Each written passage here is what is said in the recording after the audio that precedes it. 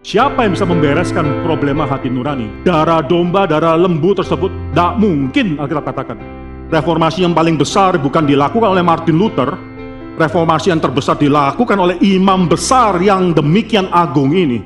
Effort apa, usaha apa yang sedang kita lakukan di hadapan Tuhan yang membuat kita akhirnya mau membanggakan diri di hadapan Tuhan, itu semua sia-sia, itu agama sia-sia. Buang itu semua habis. Maka hari ini saya mau ajak kita memikirkan suatu hal yang mungkin kita sudah lama pikir, mungkin kita mengerti, tapi kita harus mengerti lebih mendalam lagi. Betapa lebihnya darah Kristus tersebut. Ini yang dimiliki oleh agama Kristen, oleh kekristenan, yang tidak mungkin dimiliki oleh semua agama yang lain. Itu darah Kristus, itu yang menjadikan perbedaan.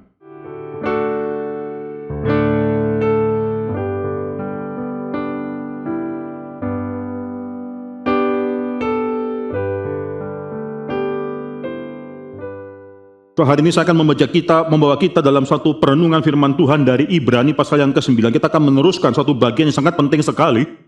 Ibrani pasal yang ke-9, kita akan masuk dalam pembacaan ayat yang ke-11 dan 14. Sebelumnya, saudara, saya akan membawa kita dalam membaca ayat ke-8, 9, dan 10. Saudara akan membaca bersama-sama dengan suara yang keras. Ayat yang ke-11 sampai dengan ayat yang 14. Demikianlah firman Tuhan bagi kita pada sore hari ini. Dengan ini Roh Kudus menyatakan bahwa jalan ke tempat yang kudus itu belum terbuka selama kemah yang pertama itu masih ada. Itu adalah kiasan masa sekarang. Sesuai dengan itu dipersembahkan korban dan persembahan yang tidak dapat menyempurnakan mereka yang mempersembahkannya menurut hati nurani mereka. Karena semuanya itu di samping makanan dan minuman dan pelbagai macam pembasuhan hanyalah peraturan-peraturan untuk hidup insani yang hanya berlaku sampai tibanya waktu pembaharuan. Saya akan membacakan ayat 9 dan 10 dengan terjemahan yang lainnya. Kau perhatikan ayat 9 dan 10, itu adalah kiasan masa sekarang. Sesuai dengan itu dipersembahkan korban dan persembahan bagi mereka yang mempersembahkan, tapi yang tidak dapat memperbaharui atau menyempurnakan hati nurani mereka. 10, karena semuanya itu baik makanan dan minuman dan pelbagai macam pembasuhan hanyalah peraturan-peraturan untuk hidup insani atau hidup lahiria saja yang hanya berlaku sampai tibanya waktu pembaharuan. Mari kita membacakan ayat 11 sampai 14 bersama-sama. 2, 3. Tetapi Kristus telah datang sebagai imam besar untuk hal-hal yang baik yang akan datang. Ia telah melintasi kemah yang lebih besar dan yang lebih sempurna, yang bukan dibuat oleh tangan manusia, artinya yang tidak termasuk ciptaan ini. Dan ia telah masuk satu kali untuk selama-lamanya ke dalam tempat yang kudus, bukan dengan membawa darah domba jantan dan darah anak lembu, tapi dengan membawa darahnya sendiri, dan dengan itu ia telah mendapat kelepasan yang kekal. Sebab jika darah domba jantan dan darah lembu jantan dan percikan abu lembu muda menguduskan mereka yang najis, sehingga mereka disucikan secara lahiriah, betapa lebihnya darah Kristus yang oleh Roh yang kekal telah mempersembahkan dirinya sendiri kepada Allah sebagai persembahan yang tak bercacat, akan menyucikan hati nurani kita dari perbuatan-perbuatan yang sia-sia, supaya kita dapat beribadah kepada Allah yang hidup. Mari kita tundukkan kepala dan kita masuk di dalam doa.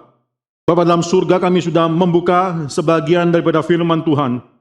Kayaknya apa yang kami baca dalam kitab Ibrani menjadi suatu hal yang akhirnya menguatkan kita pada hari ini, mengorientasikan hidup kita semua, sehingga kami menjadi anak-anak Tuhan yang mengerti bagaimana Tuhan adalah Tuhan yang mediator yang lebih sempurna, yang lebih tinggi.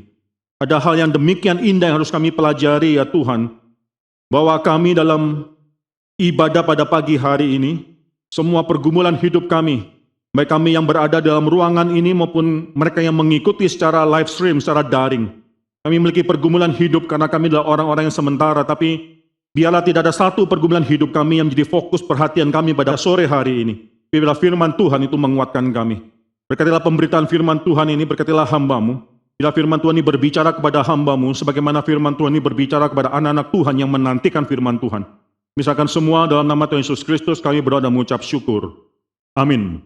Saudara, minggu lalu kita sudah bicara mengenai satu hal yang sangat unik sekali, yaitu bicara mengenai tenda. Penulis Ibrani membandingkan tenda yang sejati dengan tenda yang ada di rumah, dan menarik sekali penulis Ibrani tidak berbicara menggunakan kata yaitu bait Allah, tapi tenda. mengingatkan orang-orang anak-anak Tuhan, orang Kristen pada zaman itu, bahwa mereka pernah memiliki tenda di mana Tuhan hadir dalam tenda tersebut.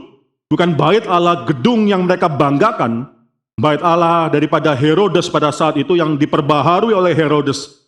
Second Temple Judaism pada saat itu membanggakan bait Allah yang demikian besar, tapi sudah tidak ada tabut perjanjian yang merupakan simbol daripada kehadiran Allah di tempat yang maha kudus. Tapi mereka diingatkan bahwa tenda yang berada bersama dengan mereka di padang gurun tersebut, walaupun sederhana, walaupun hanya terdiri daripada kain, tapi di dalam tempat yang maha kudus di tenda tersebut, itu ada kehadiran daripada Tuhan, dan itu yang paling penting. Dan penulis Ibrani mengajak kita untuk mengerti mengenai tenda tersebut, dan sekali lagi saudara mengerti bagaimana tenda itu akhirnya ada pelataran yang umum, tapi ada dua tempat yang sangat spesial sekali. Total itu seperti suatu persegi panjang, ukurannya 10 hasta kali 30 hasta. Itu di tempat yang pertama, di tenda yang pertama, atau dikatakan tempat kudus, itu kira-kira 10 hasta kali 20 hasta. Itu dipanggil sebagai tempat kudus, dan dipisahkan dengan tempat yang maha kudus, 10 kali 10 hasta. Suatu bujur sangkar yang menandakan suatu kesempurnaan. Di tempat yang maha kudus tersebut itu adalah tabut perjanjian kehadiran Allah, dan antara tempat yang kudus dan tempat yang maha kudus itu ada tirai yang menutupi. Saudara bisa melihat dalam Ibrani pasal yang ke-9 itu antara tempat yang kudus dan tempat yang maha kudus, penulis Ibrani membedakan pelayan-pelayannya. Dikatakan dalam tempat yang kudus, tenda yang pertama yang di depan tersebut, itu imam-imam senantiasa melayani Tuhan, masuk di sana melayani Tuhan, melakukan ibadah mereka di sana. Di tempat yang maha kudus itu dikatakan hanya imam besar yang bisa masuk 1 kali 1 tahun masuk. Sebelum dia masuk, dia harus meminta pengampunan, bukan untuk semua umat yang diwakilkan oleh dia, tapi juga untuk dirinya sendiri. Dia masuk dengan membawa darah. Ini pembeda yang kedua. Kalau tadi imam-imam yang di luar di tempat kudus, tapi hanya imam besar yang bisa masuk ke dalam. Pembeda kedua adalah ketika imam besar masuk ke dalam, dia harus masuk dengan darah. Dia harus masuk dengan darah. Sedangkan imam-imam ketika masuk di dalam tempat yang kudus, melayani di sana, tidak perlu masuk dengan darah. Ini menunjukkan suatu hal yang sangat menarik sekali, yaitu bahwa ibadah daripada manusia itu tidak pernah bisa masuk ke hadapan Tuhan. Sampai sedekat mungkin dengan Tuhan, tidak bisa. Perlu ada suatu darah, konsep darah ini demikian penting, dan nanti penulis Ibrani akan bicara mengenai darah, yaitu darah daripada Kristus. Itu yang membuat suatu pembedaan yang sangat besar sekali antara perjanjian lama dan perjanjian baru, yaitu darahnya yang demikian berbeda. Bahkan penulis Ibrani nanti akan bicara mengenai darah, the power atau kuasa daripada darah Kristus yang tidak dimiliki oleh darah-darah yang pernah dicurahkan dalam perjanjian lama. Saya akan bicarakan mengenai hal ini nanti, saudara. Tapi saudara perhatikan dalam tenda tersebut, yaitu ada tirai, menunjukkan satu hal, ada dua hal yang membuat akhirnya manusia tidak bisa masuk ke tempat yang maha kudus. Tirai tersebut, pertama, menunjukkan bahwa ada suatu kebenaran daripada Tuhan yang merintangi manusia untuk bisa masuk. Manusia adalah manusia yang berdosa, Tuhan adalah Tuhan yang suci. Oleh karena itu tirai tersebut memisahkan antara manusia yang berdosa dan Tuhan yang suci. Kalaupun imam besar masuk, dia hanya bisa masuk 1 kali dan harus keluar lagi, karena dia tidak bisa masuk selama-lamanya di sana. Dia tidak bisa masuk dan tinggal selama-lamanya di sana, karena dia adalah orang yang berdosa. Dia tidak layak untuk tinggal di tempat yang maha kudus. Hanyalah kehadiran Tuhan di sana. Tapi akhirnya manusia tidak bisa menghampiri Tuhan itu karena ada suatu dosanya mereka. Jadi suatu yang sangat menarik sekali bahwa ada suatu tuntutan standar kekudusan daripada Tuhan yang mengatakan engkau adalah orang yang berdosa. Engkau tidak bisa menghampiri Tuhan yang maha kudus. Tirai tersebut memisahkan Tuhan yang maha kudus dan umatnya yang berdosa. Yang kedua yang membuat akhirnya manusia tidak bisa menghampiri Tuhan itu bukan cuma tirai tersebut, tapi juga hati nurani manusia. Hati nurani manusia itu membuat manusia sadar bahwa dia adalah orang yang berdosa. Tidak ada satu hati nurani manusia di seluruh bangsa, di seluruh bumi, bangsa yang dekat kota yang besar maupun di tempat yang paling terpencil sekalipun, yang akan menyatakan seseorang itu benar di depan Tuhan. Tidak ada. Semua hati nurani itu sudah menyatakan bagaimana manusia itu berdosa. Tidak ada mungkin satu hati nurani manusia yang membebaskan manusia daripada kebersalahannya dia. status bagaimana dia adalah orang yang berdosa. Saudara, manusia sadar bahwa dia adalah orang yang berdosa.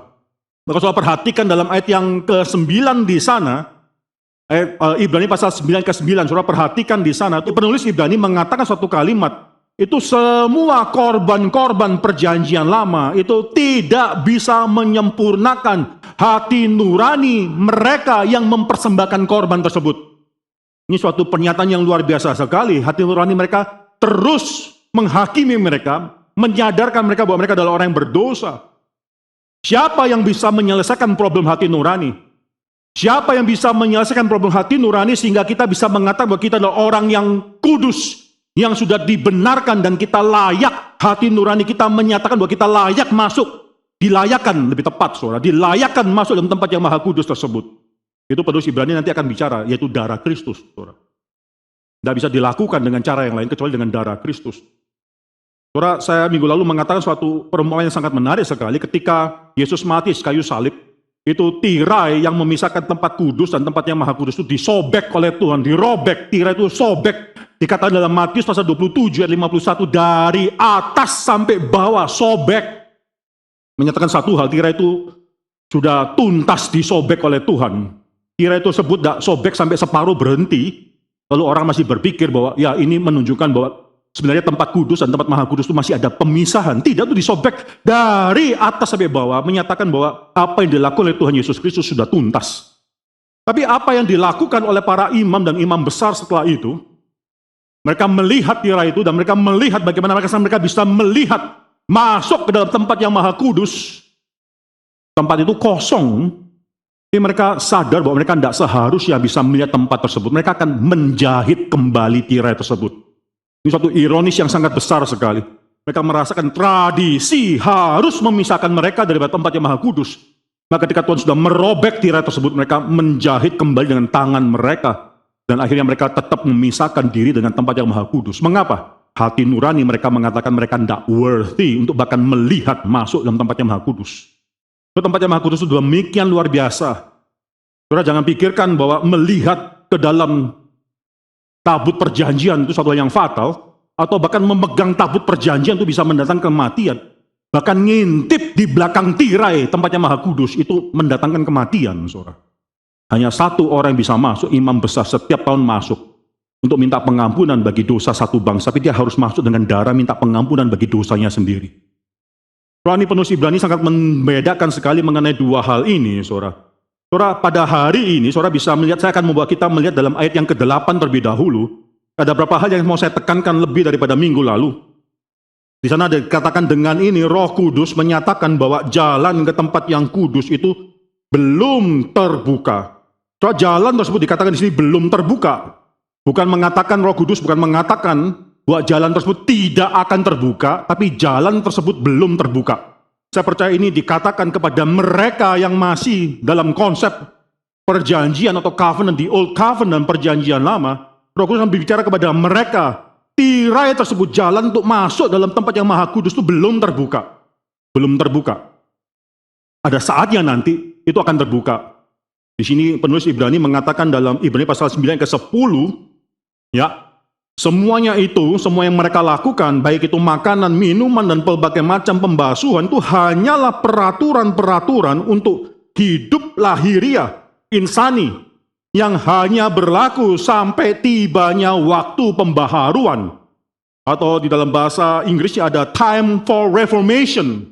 Reformasi yang paling besar bukan dilakukan oleh Martin Luther, reformasi yang terbesar dilakukan oleh imam besar yang demikian agung ini.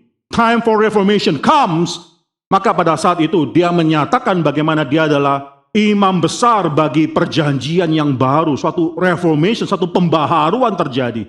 Roh Kudus mengingatkan mereka di dalam Old Covenant people, orang-orang perjanjian lama mengatakan bahwa ini tidak akan selama-lamanya ditutup tirai ini.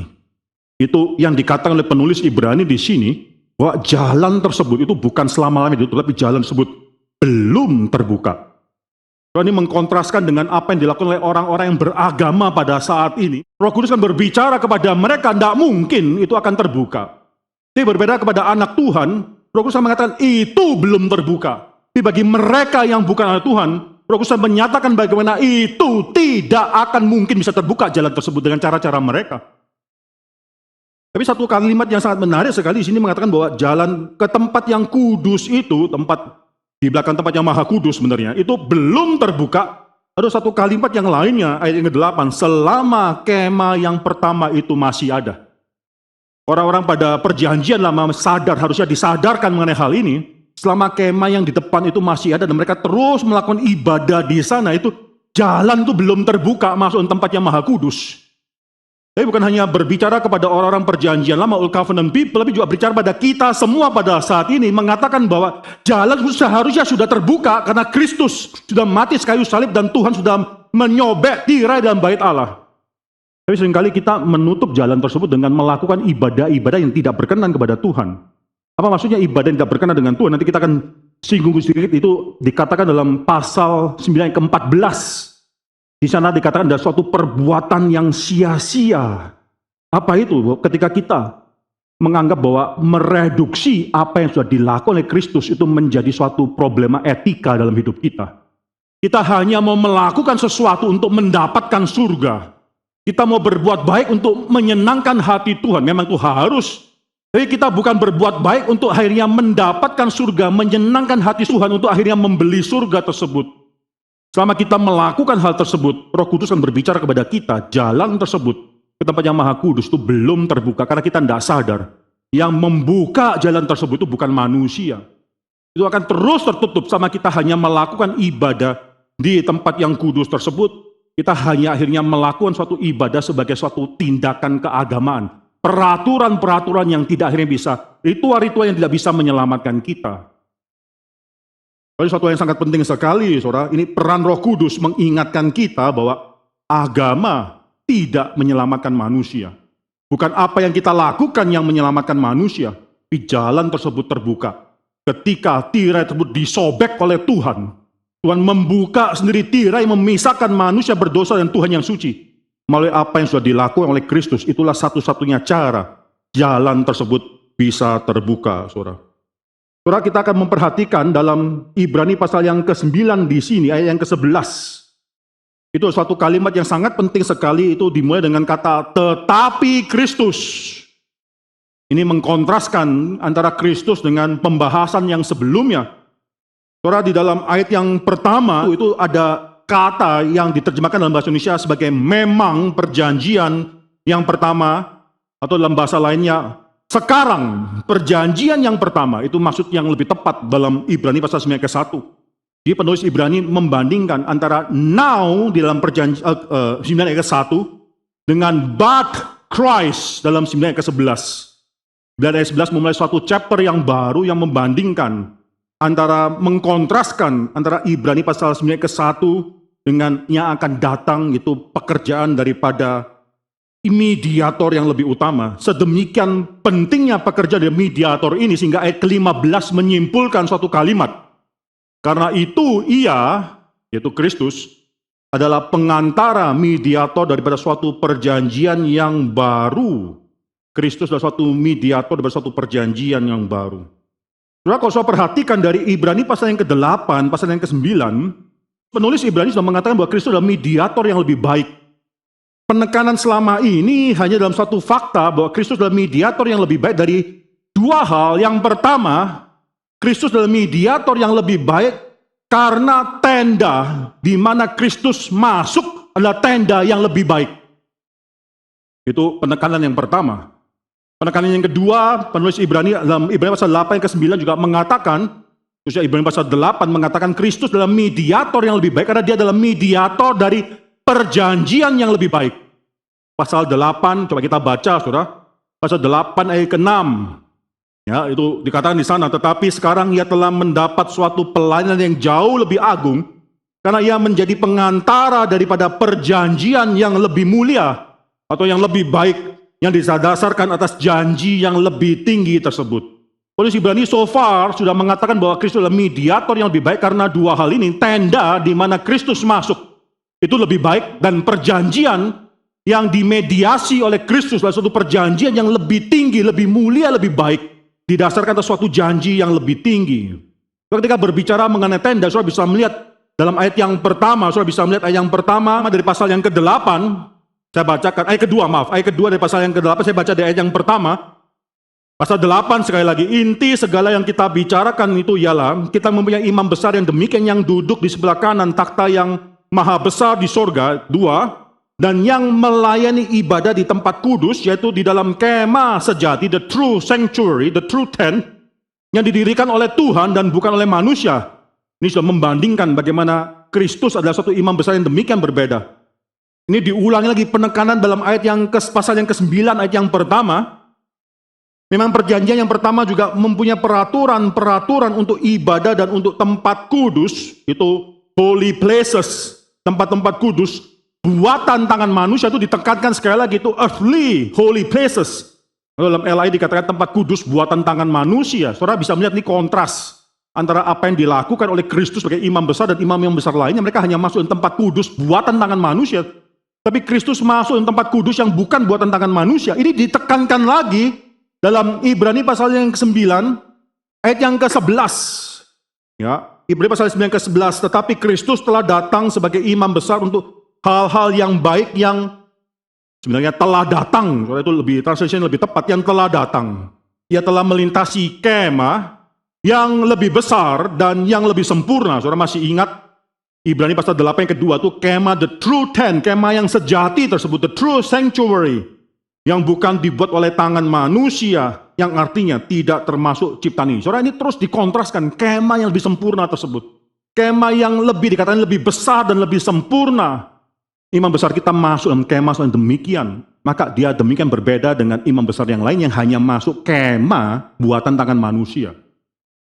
Seagung-agungnya bait Allah, Solomon, bait Allah daripada Herodes, itu semua hanyalah tenda buatan tangan manusia. Kristus masuk dalam tenda yang sejati, yang lebih besar dan yang lebih sempurna. Ini terus ditekankan oleh penulis Ibrani. Tapi mulai dari Ibrani pasal yang 9 ke 11, itu penulis Ibrani menekankan hal yang ketiga, bukan cuma Kristus adalah mediator yang lebih sempurna karena superior tenda lebih superior atau superior covenant, perjanjian lebih tinggi. Sekarang penulis Ibrani menekankan hal yang ketiga, aspek ketiga, superior sacrifice, karena pengorbanan yang lebih superior yang dilakukan oleh Kristus. Ini satu yang sangat penting sekali. Saudara bisa melihat ayat yang ke-12 di sini, itu ditekankan bahwa Kristus telah masuk satu kali untuk selama-lamanya. Dalam teologi penulis daripada Ibrani, dosa imam-imam besar yang menurut suku Lewi dan keturunan daripada Harun tersebut itu merintangi mereka masuk dan tinggal dalam tempat maha kudus selama-lama. Jadi konsep satu kali masuk untuk selama-lama itu satu konsep yang sangat penting sekali bagi penulis Ibrani. Semua imam yang besar yang lain itu harus keluar, masuk dan dalam kemudian keluar. Mereka bahkan tidak bisa duduk, masih ingat ya, mereka tidak bisa duduk dalam tempat yang maha kudus tersebut karena dosa yang mereka miliki. Ya, hanya Kristus yang akhirnya dikatakan di sini masuk satu kali dan untuk selama-lamanya. Ayat ke-12 juga mengatakan ke dalam tempat yang kudus bukan dengan membawa darah domba, jantan dan darah anak lembu yang demikian berbeda dengan seluruh imam-imam yang lain, tapi dengan membawa darahnya sendiri. Dia masuk dengan membawa darahnya sendiri dan dengan demikian ia telah mendapatkan atau secure suatu eternal redemption, bukan cuma kelepasan yang kekal, tapi penebusan yang kekal. Ya, saudara, kita semua mendapatkan suatu penebusan yang kekal tersebut. Tidak ada yang namanya keraguan-raguan dalam hidup keselamatan kita. Maka saya akan katakan satu hal nanti, itu once and for all, daripada apa yang Kristus lakukan satu kali untuk selama-lamanya, masuk dalam tempat yang maha kudus tersebut. Nah, dikaitkan dengan keselamatan kita, jaminan keselamatan kita, kita dikuduskan satu kali dan untuk selama-lamanya. Ini suatu yang sangat penting sekali, tapi kita tidak bicara itu pada saat ini, saudara. Tapi penekanan dalam Ibrani pasal 9 ke 12 pada saat itu adalah bicara mengenai dia masuk dengan darahnya sendiri. Saudara, waktu saya membaca ayat-ayat ini, saya memikirkan, pernahkah ada satu imam besar dalam sejarah orang-orang Israel yang kemudian menawarkan untuk akhirnya itu biarlah diri mereka yang jadi korban? Pernahkah ada satu orang yang mengatakan biarlah saya masuk dan biarlah saya mati menjadi korban daripada umat, daripada Tuhan? Tidak ada, saudara. Tidak ada. Dan kalaupun ada orang yang mengatakan demikian, Allah di surga akan mengatakan, you are not worthy. Engkau tidak layak untuk menjadi korban bagi umat Tuhan.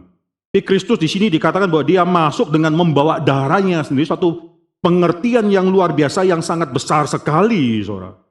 Dan saudara, ini menyebabkan darah Kristus itu demikian luar biasa. Ayat ke-14, kalau kita baca saudara ayat ke-13 dan 14. Saya baca 13, saudara baca 14. Ini perbandingan darah Kristus dengan darah daripada binatang korban sembelihan dalam perjanjian lama. Saya baca 13, saudara baca 14.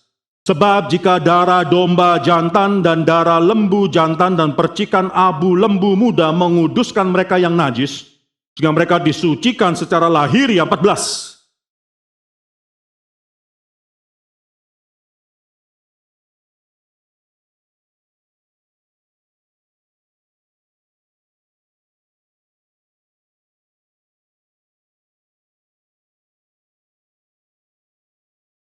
Coba penulis Ibrani mengatakan suatu kalimat di sini ayat 13, itu membandingkan, compare darah Kristus dengan darah domba jantan, dengan darah lembu jantan, anak lembu jantan.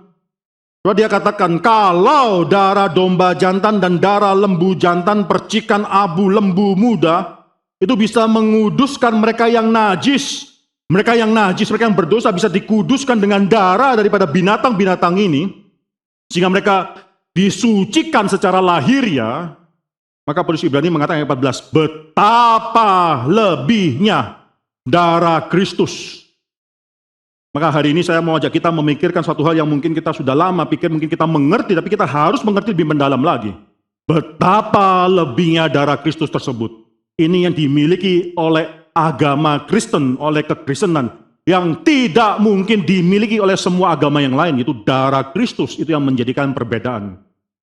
Penulis Ibrani akan mengatakan di sini, pada akhirnya yang memisahkan antara Tuhan dan juga umat Tuhan itu bukan tirai, benar tirai memisahkan, benar kebenaran dan righteousness Tuhan itu memisahkan, tapi bukan itu problema yang paling akhir. Yang memisahkan antara Tuhan dan umat Tuhan itu bukan hati nurani daripada manusia yang berdosa, itu benar, tapi bukan itu alasan yang terakhir. Tapi yang memisahkan antara Tuhan yang Maha Kudus dan manusia yang berdosa adalah sacrifice, korbannya, darahnya. Kalau darahnya tepat, semua problem tersebut itu akan sendirinya diselesaikan kalau darahnya tepat. Kunci masuk dalam kerajaan surga itu bukan perbuatan baik. Tidak ada satu orang pun yang dengan melakukan perbuatan baik itu bisa menambahkan 1 detik dalam hidupnya, itu tidak mungkin. Kunci masuk dalam kerajaan surga, dalam takhta Tuhan yang Maha Kudus, itu adalah darah Kristus. Ayat 14 ini menceritakan ada 3 hal yang penting berkenaan dengan darah Kristus. 3 hal yang sangat penting sekali. Yang pertama, darah yang dicurahkan tersebut. Di sini dikatakan ayat 14 adalah betapa lebihnya darah Kristus, tapi dalam bahasa Grekanya, that Christ, Kristus itu, the anointed one, that anointed one, itu yang akan dibicarakan oleh penulis Ibrani. Darah dicurahkan adalah darah daripada yang diurapi itu. Saya percaya penulis Ibrani sudah mempersiapkan hati daripada audiensnya untuk mengerti siapa Kristus. Dalam kita buka lagi Ibrani pasal yang pertama, saudara. Dalam Ibrani pasal yang pertama, penulis Ibrani sudah membawa audiensnya untuk mengerti superlatif, supremasi daripada Kristus dibandingkan dengan seluruh nabi-nabi yang lainnya. Nabi itu berperan sangat penting dalam kehidupan orang-orang Israel, tapi penulis Ibrani mengatakan pada zaman yang akhir ini, Tuhan sudah berbicara sekarang melalui anaknya. Saudara perhatikan ada 4 hal. Penulis Ibrani mengatakan bahwa Tuhan tersebut, Ibrani pasal 1 ayat yang ke-2b adalah pewaris daripada segala sesuatu. Ya. Maka pada zaman akhirnya telah berbicara kepada kita dengan perantaraan anaknya, yang telah ia tetapkan sebagai yang berhak menerima segala yang ada. Dia adalah pewaris daripada segala sesuatu. Bukan hanya itu saja, kalau saudara perhatikan, Ibrani pasal 1 ayat yang ke-2c, dia adalah pencipta segala sesuatu. Oleh dia Allah telah menjadikan alam semesta. Dia bukan cuma pewaris segala sesuatu, dia juga pencipta segala alam semesta. Perhatikan Ibrani pasal 1 ayat yang ketiga B. Di sana dikatakan bahwa dia menopang segala yang ada dengan firman-Nya. Dia bukan cuma pemwaris, pencipta, sekarang dikatakan adalah penopang segala sesuatu. Dan penulis Ibrani tidak berhenti sampai di sini. Ini mengatakan bahwa dia adalah penebus segala sesuatu. Itu Ibrani pasal 1 ayat 3 akhir. Dan setelah ia selesai mengadakan penyucian dosa. Coba perhatikan 4 hal yang dilakukan oleh Kristus. Mewarisi segala sesuatu, menciptakan segala sesuatu, dia menopang segala sesuatu, dan dia akhirnya menebus segala yang telah dia ciptakan tersebut. Tapi lebih daripada itu, penulis Ibrani juga mengatakan mengapa dia bisa melakukan semua hal ini adalah faktanya. Ibrani pasal 1 ayat ketiga, ia sendiri adalah Allah. Ia sendiri adalah cahaya kemuliaan Allah dan gambar wujud Allah. Dialah Allah. Oleh karena itu dialah yang melakukan semuanya ini. Mengapa Kristus berhak untuk mewarisi segala sesuatu? Karena dia adalah Allah. Mengapa Kristus bisa menciptakan segala sesuatu? Karena dia adalah Allah. Maka Kristus bisa menopang segala sesuatu dengan firman-Nya karena dia adalah Allah. Maka Kristus bisa akhirnya menebus segala sesuatu karena dialah Allah yang akhirnya menciptakan segala sesuatu tersebut. Jadi sesuatu yang sangat penting sekali, bahkan penulis Ibrani tidak berhenti di sana. Kalau saya perhatikan, masih ingat ya, ayat ke-5 sampai ayat yang ke-13.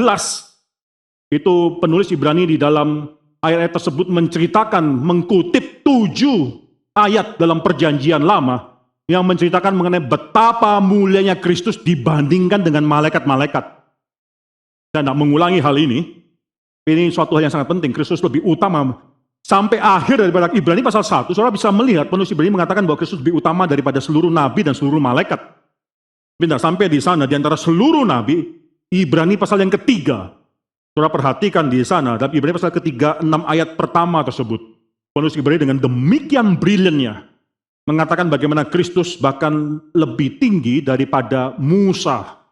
Musa itu dianggap sebagai nabi yang paling besar dalam agama Yahudi. Penulis Ibrani mengatakan Musa itu memang besar, dia memang setia, tapi dia setia hanya sebagai hamba di rumah Tuhan. Tapi Kristus itu setia sebagai anak di rumah Tuhan, qualitatively different. Kalau sampai di sini saudara bisa melihat betapa penulis Ibrani menyatakan betapa mulianya Kristus ini, dan tiba-tiba dalam Ibrani pasal yang ke-9 ayat ke-14 penulis Ibrani mengatakan bahwa Kristus itu mencurahkan darah. Maka daripada itu penulis Ibrani mengatakan betapa lebihnya darah itu. Darah daripada the anointed one yang bahkan lebih tinggi daripada seluruh nabi-nabi, lebih tinggi daripada seluruh malaikat-malaikat, lebih tinggi daripada bahkan Musa sendiri, bahkan itu darah daripada Allah, pribadi Allah itu sendiri. Saudara ketika membaca ayat ini, betapa lebihnya darah Kristus. Jika saudara mengetahui bahwa Kristus mencurahkan darah, saudara jangan pikir bahwa Kristus itu mencurahkan darah, tapi tidak pernah mati. Saudara memiliki suatu teologi yang mengatakan tidak mungkin, yang namanya anak Allah, pribadi Allah itu bisa mati, tidak mungkin. Jadi apa yang dikatakan di Alkitab? Kristus mencurahkan darah, tapi dia tidak mati. Saudara, dalam abad yang ke-19, abad ke-18, 19, 20, itu sudah mulai muncul teori-teori yang mengatakan bahwa Kristus di atas kayu salib itu cuma semaput aja, pingsan, sun teori, yang mengatakan bahwa dia tidak benar-benar mati. Maka pada hari yang ketiga, ketika dia keluar daripada kuburan tersebut, dia keluar dengan tubuh yang sama, ketika dia mati. Ini banyak orang-orang liberal sudah mengatakan kalimat yang sama, bukan karena mereka tidak percaya pada kebangkitan Kristus, bahwa Kristus adalah Allah. Mereka tidak percaya hal tersebut, tapi karena mereka hanya mengatakan Kristus itu orang biasa. Orang biasa tidak mungkin mengalami kebangkitan. Orang biasa tidak mungkin akhirnya bisa mengalami apa yang dikatakan oleh Alkitab, Kristus menerima tubuh kemuliaan. Orang biasa ya di atas kayu salib. The only natural explanation bagi kebangkitan, quote and quote kebangkitan, itu adalah dia sebenarnya cuma pingsan saja. Dan 3 hari kemudian dia bangkit. Tanpa sadar kita mungkin, walaupun kita tidak mengakui kita memiliki teori sun teori semacam demikian, tapi banyak orang Kristen yang tidak bisa menerima fakta bahwa Kristus mati di atas kayu salib. Pribadi Allah benar-benar mati, pribadi Allah anak, bukan Allah ditunggal, saudara. Pribadi Allah anak benar-benar mati, mengalami kematian di atas kayu salib. Bagaimanakah mungkin kalau Allah, dia adalah Allah, dia bisa mati di kayu salib? Rasio kita, pengertian kita, itu semua didasarkan daripada firman Tuhan itu sendiri. Kita bukan menghakimi firman Tuhan dengan rasio kita, tapi firman Tuhan menghakimi rasio kita. kita memiliki teologi yang sesuai dengan apa yang Alkitab katakan. Mari kita buka Kisah Rasul, saudara. Kita buka Kisah Rasul, Kisah Para Rasul, ayat yang pasal yang ketiga. Kisah Rasul pasal yang ketiga, di sana dalam khotbah daripada Petrus di Serambi Salomo, ayat yang ke-15. Petrus mengatakan suatu kalimat yang sangat penting sekali, saya bacakan. Demikianlah ia, pemimpin kepada hidup telah kamu bunuh, tetapi Allah telah membangkitkan dia dari antara orang mati, dan seterusnya. Terjemahan lain mengatakan bahwa demikianlah sang penghulu hidup tersebut, sang pemilik hidup tersebut, atau sang hidup itu sendiri, telah kamu bunuh dan Allah membangkitkan dia dari antara orang mati. Alkitab dengan jelas mengatakan bahwa Kristus itu mati. Kristus mengalami kematian. Yang mati, memang Kristus mati sesuai dengan natur manusianya. Natur ilahia memang tidak mungkin mati, dan Kristus tidak mungkin mengalami kematian sesuai dengan natur ilahia. Tapi seringkali kita merasakan cuma natur manusia yang mati, pribadi tidak pernah mati. Cuma natur manusianya saja yang mati. Itu salah, saudara. Dalam doktrin orang reform mengenal suatu, yaitu teologi atau suatu doktrin berkenaan dengan communicatio idiomatum. Itu maksudnya adalah komunikasi di antara dua properti itu tidak mungkin bisa saling berkomunikasi demikian, tapi harus melalui pribadi. Apa yang dialami oleh satu natur, itu akan dialami oleh pribadi tersebut. Ketika natur manusia, Kristus mengalami kelaparan, di sana pribadi mengalami kelaparan. Pribadi Kristus, anak Allah tersebut, itu mengalami kelaparan. Ketika natur manusia Kristus, tubuhnya berhenti bernafas. Ketika tubuhnya berhenti, jantungnya berhenti berdetak. Kemungkinan juga otaknya, dikatakan kalau dunia medis pada saat itu berhenti mengeluarkan gelombang otak. Ketika natur tubuhnya itu mati, saudara, maka dikatakan juga pribadinya itu juga mengalami kematian. Ini sangat penting sekali, saudara, ketika saudara membaca dalam Ibrani pasal 9 ke 14, ketika dikatakan mengenai darah Kristus, jangan cuma pikir bahwa Kristus mencucurkan darah, tapi pikirkan mengenai kematian. Pikirkan mengenai kematian daripada Kristus, sang anak Allah ini. Lalu kita sangat sulit mengerti bagaimana mungkin Kristus yang adalah, kita tahu Kristus hanyalah satu pribadi dengan dua natur, dengan dui natur.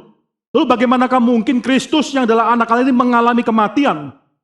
Sekali lagi, saudara, apa yang dialami oleh satu natur itu dipredikasikan kepada pribadi tersebut.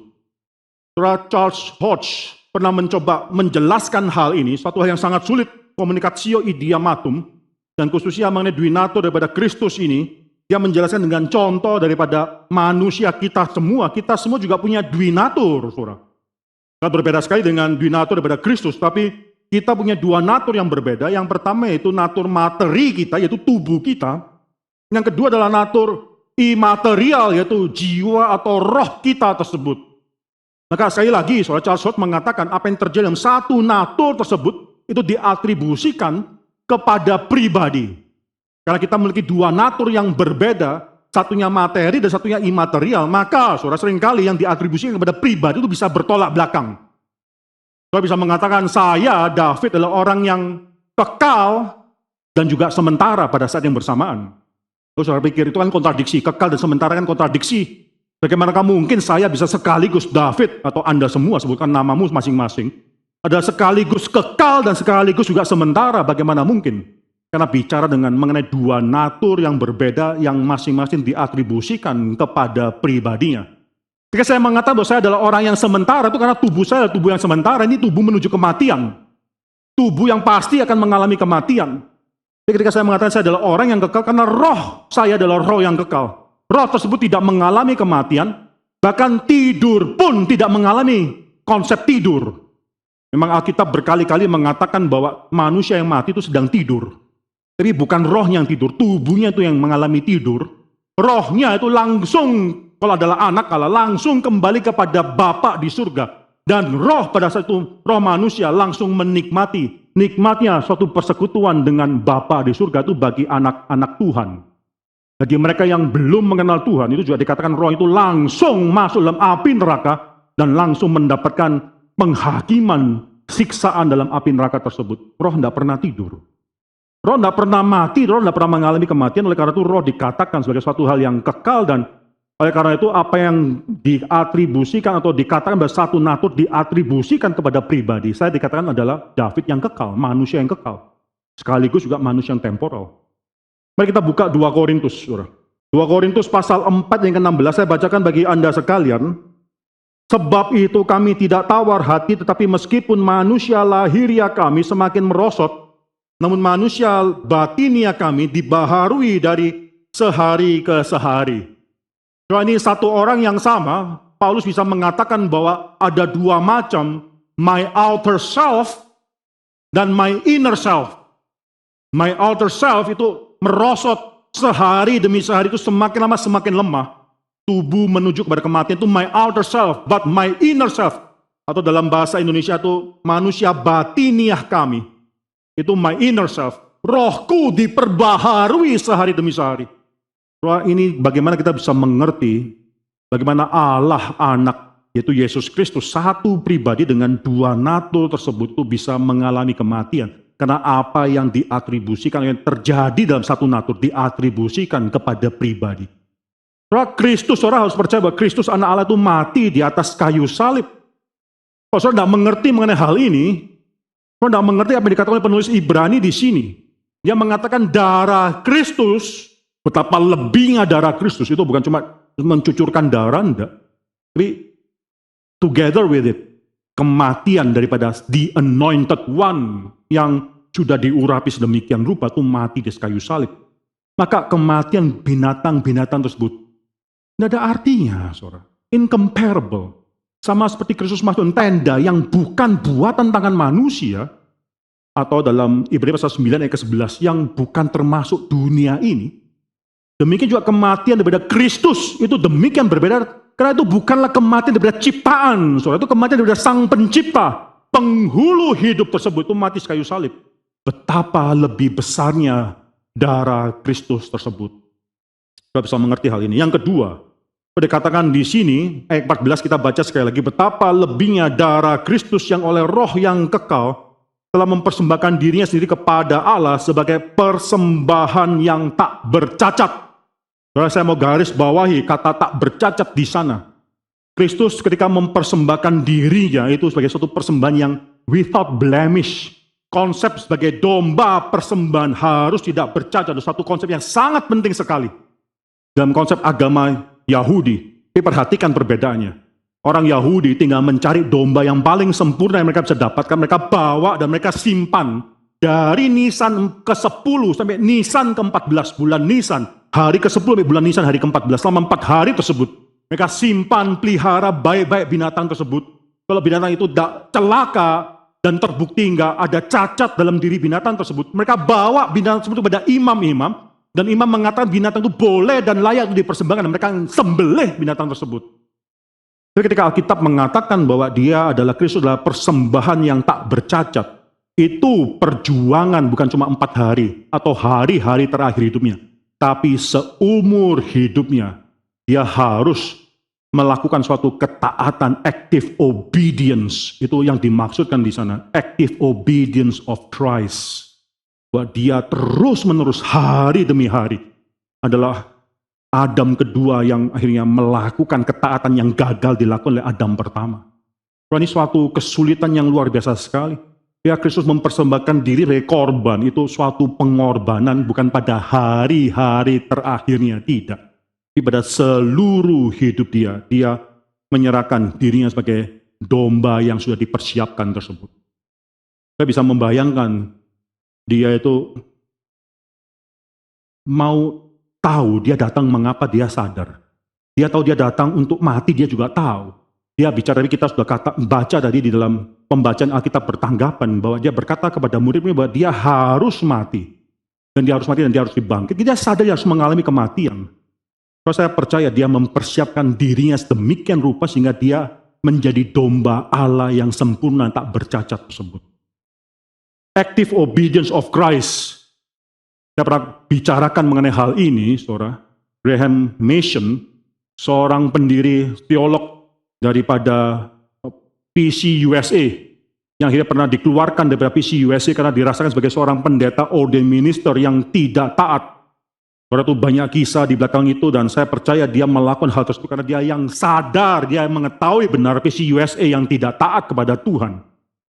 Saudara, dia mendirikan Westminster Theological Seminary, dia mendirikan WTS, Westminster Theological Seminary, dan suatu hari dia melayani di South Dakota, dan karena dingin yang demikian keras, pada saat itu dia harus naik kereta menuju South Dakota dalam musim dingin demikian berat, yang sangat dingin sekali. Dia mendakan penyakit paru-paru, pneumonia, saudara.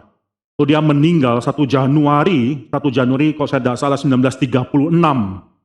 Lalu dia menuliskan suatu telegram kepada John Murray, rekan kerjanya, dosen Systematic Theology di Westminster Theological Seminary. Dia mengatakan dengan kata-kata yang terbatas, karena telegram sangat mahal pada saat itu, bukan seperti sekarang, kita boros kata-kata, saudara. Karena semuanya free, itu telegram sangat mahal. Dia katakan, I am so thankful for Christ's active obedience, no hope without it. Saya begitu bersyukur untuk aktif obedience, ketaatan aktif daripada Kristus, tidak ada pengharapan karena itu. Saudara, jangan pikirkan bahwa kita diselamatkan hanya karena bilur-bilur Kristus, karena Kristus sudah mencabik-cabik tubuhnya, dipersembahkan korban. Tidak, seumur hidup itu adalah pengorbanan Kristus. Ketika harus taat, akhirnya dia mempersembahkan hidupnya sebagai suatu persembahan yang tak bercacat. Makanya saya percaya Kristus melatih tubuhnya sedemikian rupa. Dia adalah anak tukang kayu, saya percaya dia pasti membantu papanya Yusuf dalam mengerjakan hal-hal yang keras, yang berat. Mungkin pikul kayu, potong kayu, gergaji kayu, dan seterusnya. Saudara, dia melatih tubuhnya sedemikian rupa sehingga tubuhnya itu layak pada hari di mana dikorbankan. Dia sanggup menopang atau memikul salibnya tersebut. Ini luar biasa sekali, konsep yang sangat luar biasa sekali. Dia without blemish, saudara. Yesus adalah the Lamb of God, saudara, yang akhirnya keep himself, atau dalam bahasa Indonesia, memastikan hidupnya adalah hidup yang pure di hadapan Tuhan.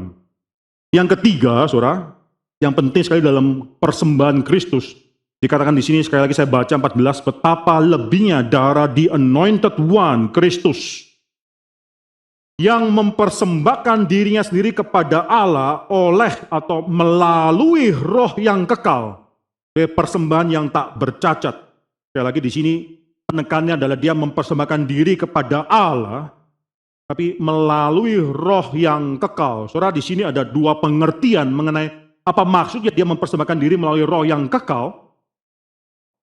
Pengertian yang pertama mengatakan bahwa dia melalui Roh Kudus itu menaungi dia ketika dia dilahirkan. Roh Kudus itu bersama dengan dia turun mengurapi dia ketika dia dibaptiskan. Roh Kudus juga menguatkan dia dalam taman Getsemani. Dia adalah seseorang yang akhirnya menyerahkan diri sepenuhnya kepada pimpinan Roh Kudus. Itu maksudnya di sini. Itu pengertian yang pertama. Jadi dia menyerahkan dirinya melalui Roh Kudus, melalui pimpinan Roh Kudus. Dia bersandar terus.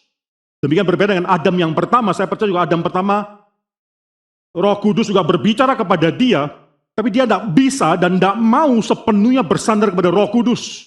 Pada cobaan yang pertama dia langsung jatuh karena dia mementingkan lahiriah dan kenikmatan lahiriahnya sendiri. Tapi Kristus di sini dikatakan bahwa dia itu menyerahkan tubuhnya persembahan sebagai satu persembahan melalui roh yang kekal. Dia bersandar sepenuhnya pada Roh Kudus. Pengertian kedua berbeda sekali. Pengertian kedua mengatakan, ini dikatakan oleh Philip Ryken juga, dia mengatakan suatu kalimat bahwa ketika dikatakan di sini bahwa Kristus mempersembahkan tubuhnya atau persembahkan dirinya kepada Allah melalui roh yang kekal, itu maksudnya dia adalah rohnya Kristus sendiri. Rohnya Kristus yang adalah roh yang kekal, yang divine, yang ilahi tersebut, bukan roh manusianya, tapi roh ilahinya yang kekal tersebut. Itu juga mengalami suatu aniaya ketika dia mempersembahkan dirinya.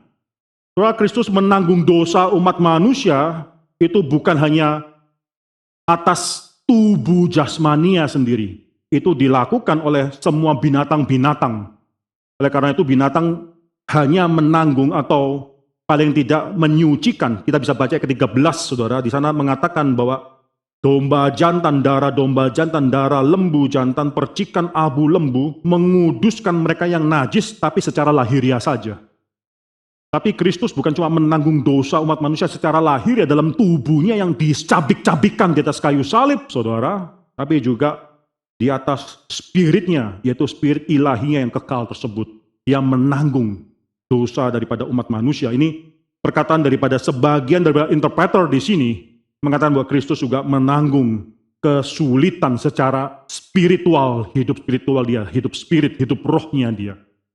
Karena memang Allah Tritunggal itu tidak mungkin dipisahkan satu dengan yang lainnya, tapi ada satu kalimat di atas kayu salib, di mana Kristus berkata di atas kayu salib, Allah, Allah, mengapa engkau meninggalkan aku? Eloi, Eloi, lama sabachthani. Itu satu perkataan yang sampai sekarang tidak ada satu orang pun yang bisa menyelesaikan pertanyaan tersebut. Mereka yang belajar di sekolah teologi jangan pikir bisa mengerti arti sedalam-dalamnya arti tersebut.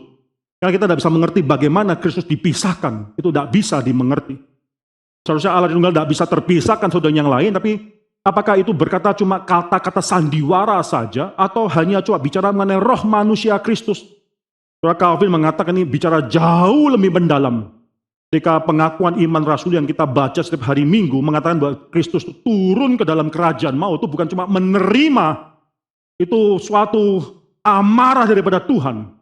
Dia turun ke kerajaan maut itu maksudnya mati, lalu akhirnya menerima amarah daripada Tuhan secara tubuhnya tersebut. Itu bukan cuma itu saja, tapi juga rohnya itu menderita karena dosamu dan dosa kita. Ini yang tidak bisa dilakukan oleh persembahan-persembahan korban dalam perjanjian lama. Itu binatang-binatang itu hanya mati secara jasmani, tapi tidak pernah menanggung atau dosa kita ditanggung kepada mereka secara rohani, itu tidak pernah. Oleh karena itu tidak heran dalam Ibrani pasal 9 ke 9 itu dikatakan bahwa mereka semua yang mempersembahkan korban ini, itu mereka mempersembahkan korban yang tidak bisa menyempurnakan hati nurani mereka. Tidak bisa menyempurnakan hati nurani mereka. Tapi nanti hanya Kristus yang bisa menyempurnakan hati nurani kita. Karena dia menanggung, bukan cuma di dalam tubuh dia, penderitaan juga di dalam roh yang kekal dan ilahi tersebut. Satu pengertian yang demikian sulit bisa dimengerti. Tapi itulah yang membedakan antara imam perjanjian lama dan imam perjanjian baru. Spurgeon mengatakan berkenaan dengan hati nurani, ada 3 hal. 3 hal berkenaan dengan hati nurani. Yang pertama, hati nurani itu membawa pengetahuan. Kita mengetahui dosa-dosa kita yang lalu. Hati nurani mengingatkan kita kepada dosa-dosa kita yang lalu. Yang kedua, hati nurani itu mengingatkan kita kepada sinful nature, natur berdosanya kita. Dan yang ketiga, Spurgeon mengatakan, hati nurani itu mengingatkan kita kepada dosa yang masih kita lakukan pada saat ini. So, hati nurani itu akhirnya adalah hati nurani yang terus menghakimi kita bahwa kita tidak layak datang kepada Tuhan. Oleh karena itu, saudara, tirai sudah disobekkan oleh tangan Tuhan itu sendiri, akhirnya dijahit oleh tangan manusia, karena hati nurani manusia teringat terus dengan dosanya dia, dengan dosa masa lalu dan dosa saat ini yang masih dia lakukan, dengan sinful nature, dengan natur berdosa yang setiap orang akan sadar. Tidak ada satu orang yang dibebaskan dari perasaan bersalah di hadapan Tuhan oleh hati nurani yang tidak ada. Peradaban, kultur bukan menyebabkan orang semakin berdosa, bahkan orang dalam pedalaman yang paling remote sekalipun, yang belum berhadapan atau berinteraksi dengan kebudayaan modern pada saat ini pun, mereka semua juga merasakan bagaimana mereka memiliki dosa di hadapan Tuhan. Kita semua pun memiliki hati nurani yang mengatakan bahwa kita adalah orang berdosa. Kita bisa mengatakan kepada dunia kita adalah orang baik. Kita memproyeksikan diri kita adalah orang atau keluarga kita keluarga yang baik. Tapi Tuhan tahu, setan tahu, dan hati nurani kita terus berbicara kepada kita, berteriak kepada kita bahwa kita adalah orang yang berdosa. Siapa yang bisa membereskan problema hati nurani? Darah domba, darah lembu tersebut, tidak mungkin Alkitab katakan. Hanya satu yang bisa membereskan problem hati nurani, yaitu darah the anointed one, Sang Kristus tersebut. Maka di sini, saudara, ini menjadikan pembeda yang sangat luar biasa besar. Penulis Ibrani akan menekankan nanti mengenai keutamaan Kristus karena sacrifice yang dia berikan tersebut. Semua imam besar masuk dalam tempat Maha Kudus dengan darah, bukan cuma darah orang lain, bukan, darah ciptaan lain, binatang lain. Tapi Kristus masuk dalam tempatnya Maha Kudus dengan darahnya sendiri. Luar biasa perbedaan ini, saudara. Siapakah yang bisa menyelesaikan problema daripada hati nurani? Kristus dan darah Kristus. Saudara, di sini mungkin banyak ada orang yang bergumul, sebagian bergumul, banyak orang yang bergumul, semua orang berdosa pasti bergumul di dalam dosa mereka. Kita bukan hidup di dalam dosa, tapi kita masih bergumul dengan dosa. Kita bukanlah orang-orang yang sudah menjadi malaikat masuk ke surga yang tidak bisa berdosa lagi. Suami dan istri seringkali berkata-kata satu dengan yang lain dengan kata-kata yang tidak membangun. Kita berdosa dengan karakter kita terus berdosa dengan perkataan kita, perbuatan kita, pikiran kita, semua melakukan dosa, saudara. Tapi pada hari ini firman Tuhan di atas mimbar ini menyampaikan suatu berita. Engkau bisa masuk, kalau engkau adalah anak Tuhan, engkau bisa masuk ke dalam tempat yang maha kudus tersebut. Tirai tersebut sudah disobekkan bagi kita semua, karena Kristus sudah menyelesaikan satu problem yang besar, itu masalah hati nurani, guilty feeling, status dosa kita di hadapan Tuhan. Itu adalah suatu power daripada darah Kristus yang demikian berbeda dengan darah domba-domba, binatang-binatang yang lainnya. Penulis Ibrani akan terus berbicara mengenai hal ini, mengenai sacrifice yang demikian luar biasa pentingnya, yang demikian luar biasa efficacious, yang memiliki satu efikasi yang demikian luar biasa. Hari ini saya akan menutup firman Tuhan ini dengan membicarakan ayat yang ke-11 dan yang ke-12. Mari kita membaca sekali lagi ayat yang ke-11 dan ayat ke-12 bersama-sama. Demikianlah firman Tuhan, 2, 3. Tetapi Kristus telah datang sebagai imam besar untuk hal-hal yang baik yang akan datang.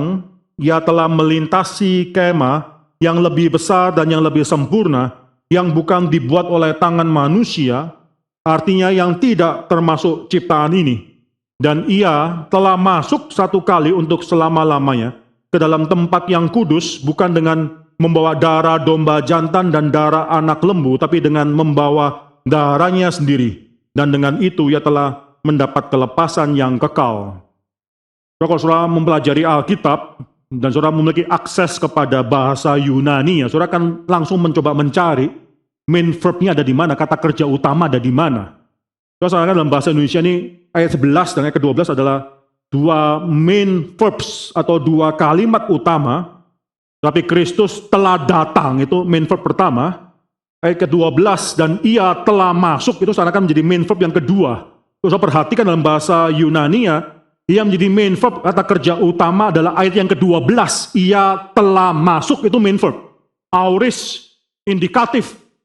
Yaitu suatu hal yang aorist aktif, indikatif, suatu main verb, kata kerja utama. Ayat yang ke-11, dia telah datang, itu bukan kata kerja utama, itu participle. Yang berarti mengatakan, mengajarkan, menginformasikan kepada kita bahwa ayat 11 itu bergantung kepada ayat ke-12. Ayat ke-12 adalah kalimat utamanya. Ayat ke-11 itu adalah anak kalimat yang menjelaskan ayat yang ke-12. Bagi saya penulis Ibrani sengaja menuliskan hal ini, ada suatu dan menggunakan verb atau grammar yang demikian penting ini menunjukkan pada satu hal kepada kita. Sepenting-pentingnya fakta bahwa Kristus berinkarnasi dan dia telah datang sebagai imam besar, itu bicara mengenai kedatangan Allah anak sebagai imam besar. Penulis Ibrani mengatakan di sini, tidak lebih penting daripada fakta dia kembali sebagai imam besar. Itu jauh lebih penting. Ayat ke-12 mengatakan bahwa dia telah masuk, itu suatu hal yang penting. Kembali ke tempat yang maha kudus tersebut. Itu sebagai suatu kemenangan total daripada Kristus.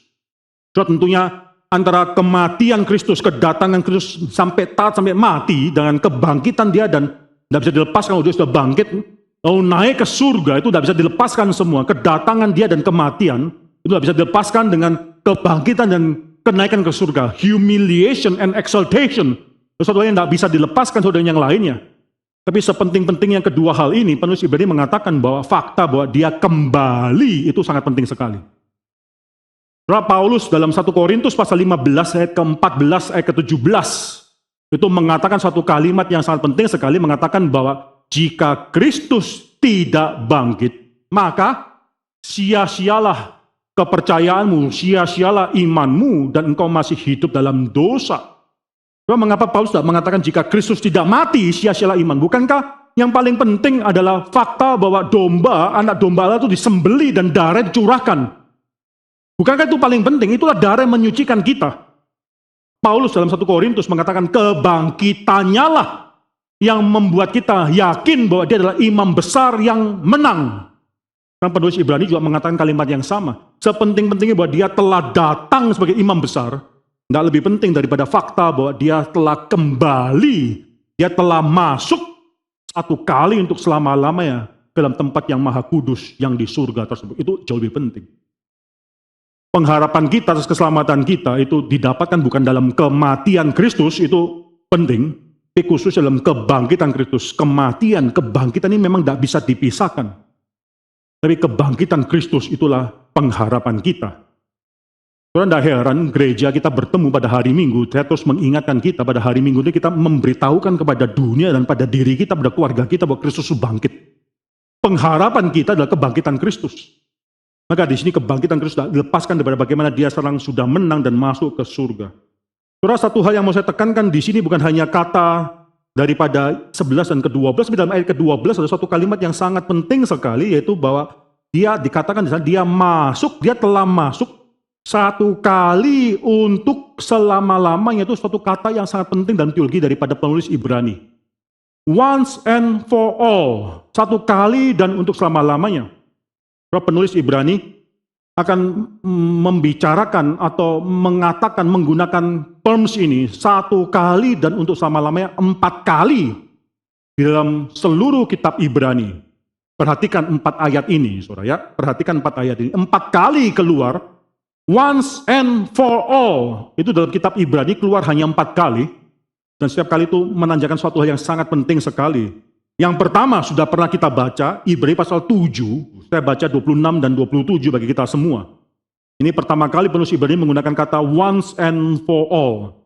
Sebab imam besar yang demikianlah yang kita perlukan, yaitu yang saleh, tanpa salah, tanpa noda, yang terpisah daripada orang-orang yang berdosa, yang lebih tinggi daripada tingkat-tingkat surga, yang tidak seperti imam-imam besar lain, yang setiap hari harus mempersembahkan korban untuk dosanya sendiri, dan sesudah itu baru untuk dosa umatnya. Sebab hal itu telah dilakukannya satu kali untuk selama-lamanya. Ketika ia mempersembahkan dirinya sebagai korban, dirinya sendiri sebagai korban. So, dalam Ibrani pasal 7 ayat ke-27 ini dibicarakan mengenai fakta bahwa Kristus adalah korban agung satu kali untuk selama-lamanya. Coba kita perhatikan Ibrani pasal 9 ke-12, yang kedua kali penulis Ibrani bicara mengenai satu kali dan untuk selama-lamanya. Itu dia masuk sebagai imam, bukan sebagai korban. Kalau dalam Ibrani pasal 7, 27 itu sebagai korban. Satu kali dia mengorbankan diri untuk selama-lamanya. Dalam Ibrani pasal 9 ke-12 dia masuk sebagai imam besar satu kali dan selama-lamanya tempat yang maha kudus tersebut. Ayat ke-12, dan ia telah masuk satu kali untuk selama-lamanya ke dalam tempat yang kudus. Bukan dengan buatan tangan manusia, tapi buatan tangan Tuhan sendiri, bukan daripada ciptaan ini. Itu yang kedua kali dia kan pembicaraan dari korban satu kali dan selama-lamanya. Yang kedua adalah imam besar satu kali dan selama-lamanya. Kedua hal ini nanti dikaitkan dalam Ibrani pasal yang ke-9 ayat yang ke-26. Itu ketiga kali keluar. Penting, saudara harus garis bawahi kata tersebut. Saya baca 25 dan 26. Dan ia bukan masuk untuk berulang-ulang mempersembahkan dirinya sendiri sebagaimana imam besar setiap tahun masuk ke dalam tempat kudus dengan darah, bukan darahnya sendiri. Sebab jika demikian ia harus berulang-ulang menderita sejak dunia ini dijadikan. Ini menarik sekali, penulis Ibrani mengatakan tidak mungkin itu terjadi. Karena kalau itu terjadi bahwa Kristus sudah bawa darahnya masuk, lalu dia harus masuk lagi, lalu masuk lagi dengan darah sendiri, berarti dia harus terus-menerus disalibkan di atas kayu salib. 26, sebab jika demikian ia harus berulang-ulang menderita sejak dunia ini dijadikan, tetapi sekarang ia hanya, dalam bahasa Indonesia ini, kehilangan once and for all. Satu kali dan untuk selama-lamanya, menyatakan dirinya pada zaman akhir untuk menghapuskan dosa oleh korbannya. Satu kali dan selama-lamanya. Yang ketiga kali, itu menggabungkan fakta bahwa dia adalah imam besar satu kali dan selama-lamanya, masuk di tempat yang maha kudus, dan dia masuk dengan korban dengan darahnya sendiri satu kali dan selama-lamanya. Kalau dia harus masuk berkali-kali, dia harus menderita berulang kali, disalibkan berulang kali. Yang terakhir, dalam Ibrani pasal 10 ayat ke-10, tadi berbicara terus mengenai Kristus, sekarang berbicara khusus ya mengenai Anda dan saya. Ibrani 10 ayat ke-10. Dan karena kehendaknya inilah kita telah dikuduskan satu kali untuk selama-lamanya oleh persembahan tubuh Yesus Kristus. Inilah yang menguatkan kita, bukan cuma Kristus sang imam besar dan korban agung yang akhirnya memiliki karakter satu kali dan selama-lamanya, tapi karena pekerjaan dia yang diberikan kepada kita, diimputasikan kepada kita, maka kita pun nanti dikuduskan satu kali dan untuk selama-lamanya. Itulah status daripada orang percaya. Engkau adalah orang kudus. Engkau adalah orang kudus, satu kali dikuduskan dan untuk selama-lamanya engkau telah dikuduskan. Tirai tersebut itu tidak ditutup kembali bagi kita. Tirai tersebut tidak dijahit kembali, tidak. Hati nurani kita mengatakan bahwa kita adalah orang yang sudah dikuduskan. Kita adalah orang yang sudah dilayakkan masuk di tempat yang maha kudus. Oleh karena itu, saudara, dalam pasal 9 ke-12, dan dengan itu ia telah mendapatkan, ini bukan kelepasan yang kekal, tapi dia telah mendapatkan secure the eternal redemption. Itu penebusan yang kekal bagi kita semua.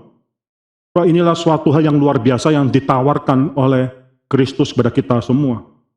Engkau telah mendapatkan that eternal redemption. Maka ayat yang ke-14 mengatakan suatu hal bahwa kita telah disucikan hati nurani kita. Tidak ada satu pribadi, si setan pun tidak mungkin bisa melakukan ini dalam hidup kita. Menyalahkan anak-anak Tuhan, menjatuhkan anak-anak Tuhan, mengingatkan kembali dosa-dosa yang tidak mungkin. Jangan dengarkan suara si setan, dengarkan firman Tuhan yang mengatakan hati nuranimu itu sudah dimurnikan, sempurnakan. Tapi bukan hanya itu saja, darah Kristus yang demikian luar biasa bukan hanya menyucikan hati nurani kita, tapi juga perbuatan-perbuatan yang sia-sia.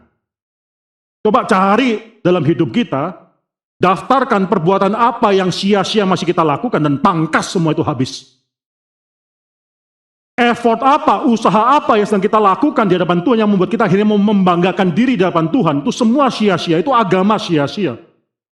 Buang itu semua habis. Bahwa kita sudah mendapatkan eternal redemption, keselamatan yang kekal, penebusan yang kekal tersebut. Bukan ada dalam diri kita, kekuatan kita, status masyarakat kita, atau uang kita yang kita simpan di bank, semua tidak ada artinya. Kita sadar satu hal, tirai tersebut disobekkan oleh tangan Tuhan sendiri. Bukan karena siapa kita, tapi karena siapa Dia. Bukan karena apa yang sudah kita lakukan, tapi karena khususnya apa yang sudah Dia lakukan. Bersyukurlah kita semua anak-anak Tuhan, kita mendengarkan berita yang mengingatkan kita sekali lagi kepada that eternal redemption yang kita miliki.